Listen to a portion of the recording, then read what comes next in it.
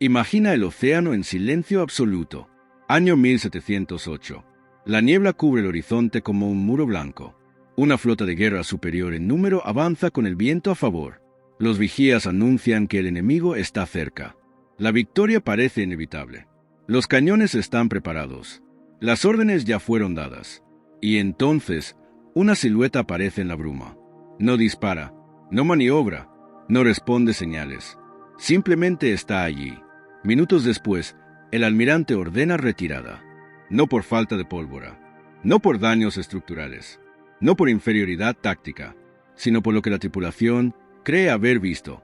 Durante la edad de oro de la piratería, entre finales del siglo XVII y las primeras décadas del XVIII, los océanos no solo eran campos de batalla físicos, eran territorios psicológicos, espacios donde el miedo, la superstición y las leyendas podían alterar decisiones estratégicas reales. Hoy vamos a adentrarnos en un aspecto casi invisible de la historia naval, cómo las historias de fantasmas piratas influyeron en estrategias auténticas, cómo quedaron registradas en bitácoras y cómo el folclore se convirtió en una forma primitiva pero efectiva de guerra psicológica. Pero para entenderlo, primero debemos comprender algo fundamental. El océano era el entorno perfecto para fabricar fantasmas. Meses enteros en alta mar, alimentos salados y en descomposición, agua racionada, escorbuto debilitando cuerpos, tormentas impredecibles, niebla cerrada que convertía el horizonte en un vacío absoluto. En ese ambiente, la percepción humana se distorsiona. La falta de sueño altera la mente. La monotonía extrema amplifica cualquier estímulo.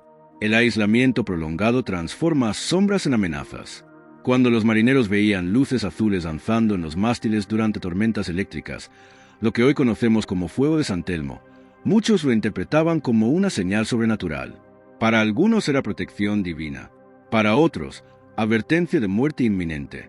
Cuando un barco lejano parecía flotar en el aire debido a la refracción atmosférica, el fenómeno se convertía en presagio. Cuando la bioluminiscencia iluminaba la estela en la noche, parecía que el mar mismo ardía. En el siglo XVIII, sin comprensión científica accesible para la mayoría de tripulantes, estas visiones alimentaban narrativas. Y esas narrativas moldeaban decisiones. Porque en un barco, el miedo no es individual, es colectivo. Si 10 hombres creen haber visto algo imposible, el 11º comienza a dudar de su propia razón. Y un capitán no solo comandaba velas y cañones, comandaba la moral. Una tripulación aterrorizada era una tripulación inestable. Y una tripulación inestable podía ser más peligrosa que cualquier enemigo armado. En este contexto surge uno de los mitos más influyentes de la historia marítima, el del Flying Dutchman, un barco condenado a navegar eternamente, una tripulación maldita, una aparición asociada a tormentas, desgracias y muerte. Lo interesante no es solo la leyenda, lo realmente inquietante es su efecto práctico. Relatos de marineros afirmaban haber visto un navío espectral cruzando contra el viento, brillando en la oscuridad, desapareciendo sin dejar rastro. Tras esos avistamientos, en múltiples testimonios históricos, ocurrían cambios inmediatos de rumbo. Ahora pensemos estratégicamente. Si un capitán ignora el miedo colectivo y continúa hacia lo que la tripulación considera un mal presagio, cualquier incidente posterior, una tormenta, un mástil roto, un hombre enfermo, se interpretará como confirmación del castigo. Eso erosiona autoridad. Y en alta mar, la autoridad lo es todo. Sin autoridad, surge el murmullo. Del murmullo, la desobediencia. Y de la desobediencia, el motín. Por eso, a veces, cambiar el rumbo no era un acto de superstición irracional. Era una decisión de control psicológico. En diarios de navegación del siglo XVIII aparecen anotaciones inquietantes. Velas no identificadas que desaparecen. Sombras inmóviles en la niebla. Luces sin origen aparente. Tras esas anotaciones, en algunos casos documentados, se observan alteraciones en formación o cancelaciones de persecución. No siempre se menciona explícitamente el miedo, pero el patrón existe. Y aquí entramos en terreno estratégico. Las flotas europeas, incluidas fuerzas como la Royal Navy, dependían no solo de potencia de fuego, sino de cohesión. Una formación cerrada no solo ofrecía protección contra el enemigo visible, también reducía ansiedad ante lo invisible. Cuando los barcos navegaban juntos, la percepción de vulnerabilidad disminuía. El folclore empezaba a moldear tácticas. Y ahora surge una pregunta más inquietante. ¿Y si algunos comandantes entendieron esto y decidieron usarlo? En puertos estratégicos circulaban rumores. Zonas del océano adquirían reputación de malditas.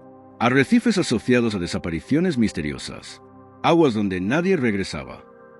Imagina que logras que tu enemigo crea que cierta ruta está embrujada. No necesitas bloquearla físicamente. Basta con sembrar duda. En una era sin comunicaciones instantáneas, sin verificación rápida, el rumor era un arma poderosa. Si una flota evita un paso marítimo por miedo a presagios, su ruta se alarga. Su suministro se agota más rápido. Su eficiencia disminuye. Eso es guerra psicológica. Invisible, silenciosa, efectiva.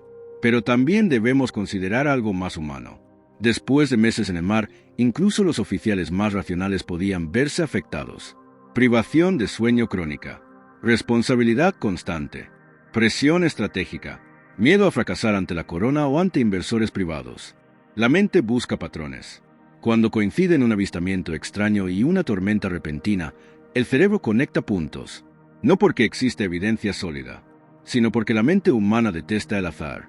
Y cuanto más hostil el entorno, más intensamente busca significado. Muchas de las supuestas apariciones tenían explicaciones naturales. Espejismos superiores que elevaban barcos lejanos en el horizonte. Reflejos lunares distorsionados por capas de aire caliente y frío. Descargas eléctricas en los mástiles. Bioluminiscencia activada por movimiento. Pero el conocimiento científico detallado no formaba parte de la formación común de marineros.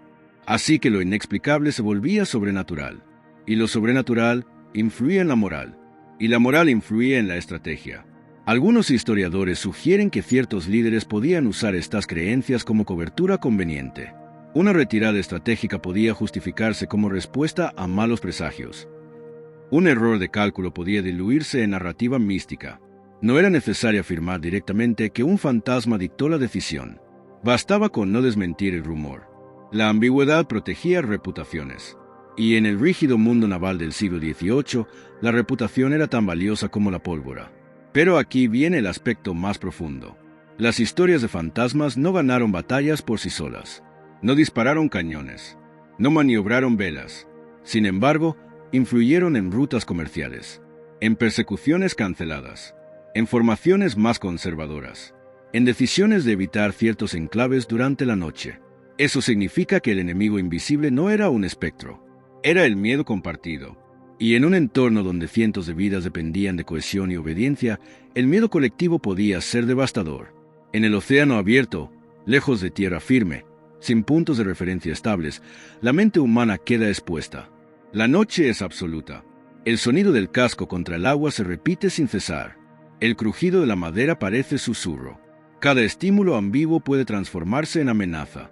Ahora imagina que eres almirante. Tienes ventaja numérica. Tienes mejor artillería. Pero percibes tensión en tus hombres. Un rumor ha comenzado. Dicen que otro navío desapareció en estas aguas la semana pasada. Dicen que un vigía vio luces imposibles. Puedes ignorarlo. O puedes modificar la ruta, mantener la moral intacta y conservar disciplina. Desde una perspectiva moderna, la decisión parece irracional. Desde una perspectiva humana y estratégica del siglo XVIII, es comprensible. Porque la guerra no solo se libra contra el enemigo externo, también contra el colapso interno.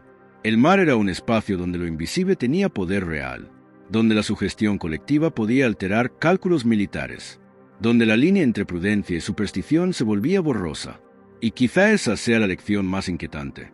Las flotas más poderosas del mundo, armadas con cañones y disciplina, podían verse condicionadas por relatos susurrados en cubierta durante la noche, no porque fueran ingenuas, sino porque entendían que la percepción influye en la conducta, y la conducta define resultados. Así que la próxima vez que escuches sobre un barco fantasma cruzando la niebla, pregúntate algo: ¿era realmente una aparición sobrenatural? ¿O era el reflejo de un fenómeno natural mal interpretado? ¿O tal vez era una herramienta narrativa utilizada para moldear decisiones estratégicas? En alta mar, durante la edad de oro de la piratería, lo invisible tenía peso, no en forma de espectros que disparaban cañones, sino en forma de creencias que guiaban timones. Y en el océano, a veces, eso era suficiente para cambiar la historia.